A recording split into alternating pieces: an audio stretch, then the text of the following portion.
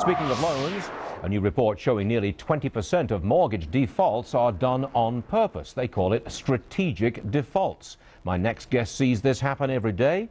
Jeremy Brandt is with us. He's the CEO of 1-800-CASH-OFFER. Jeremy, explain this one to me. People default on purpose. Why?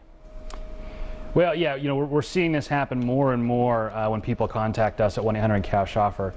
People that are able to make their house payments, people that have good jobs, can afford to stay in their house, but simply walk away because the value of their house is less than their mortgage balance. So the mortgage balance is $300,000 and their house is worth $250,000.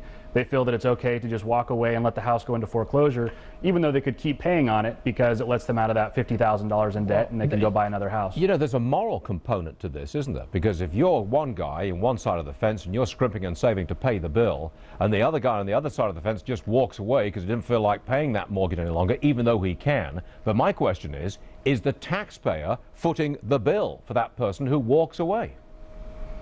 Well, it remains to be seen who foots the bill. What's happening is all of these banks and all of these houses end up going back to the bank. So the bank's inventory of houses that they own is increasing, and it remains to be seen if there's going to have to be another banking bailout, or we're going to have to bail out Freddie or Fannie, one of these other institutions, to pay for all these foreclosures that maybe don't need to happen. So what proportion of people who call you up every month, what proportion are these strategic defaults, walking away when they don't have to? Well, we have about 10,000 people a month that contact 1-800-CASH-OFFER that are mostly distressed sellers. So not all of them are underwater, and not all of them are behind in their payments. A lot of people maybe have inherited property or going through a divorce. Yep. And out of those, about 3,500 or so are headed towards foreclosure. They're behind in their payments, or their property values are underwater.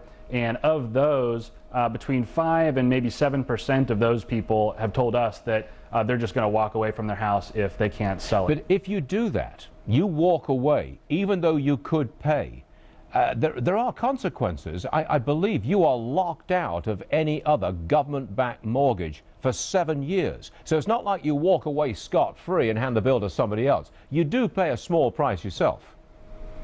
Well, and that's a recent change, really, as a result of this kind of just walk away phenomenon, because really most people are driven by incentives, and if you walk away from your home and you can buy a house 2 or 3 years down the road, there's not that much of a negative impact on your lifestyle for walking away from the home. So one of the recent changes is, yes, to extend that limit to 7 years for people that are using government-backed loans, so that they can't get another one of those loans for 7 years if they've walked away from their house. Now, if they've tried to work with their lender, if they've tried to do a short sale, if they've tried to do a mortgage modification with their lender, and for some reason that hasn't worked out, that's a different story. But for people that can afford to pay and simply just walk away because it's the easy thing to do, they're really trying to bring the hammer down on those people. All right, Jeremy Brandt, we appreciate you being with us. Thanks for good information, sir. Appreciate it.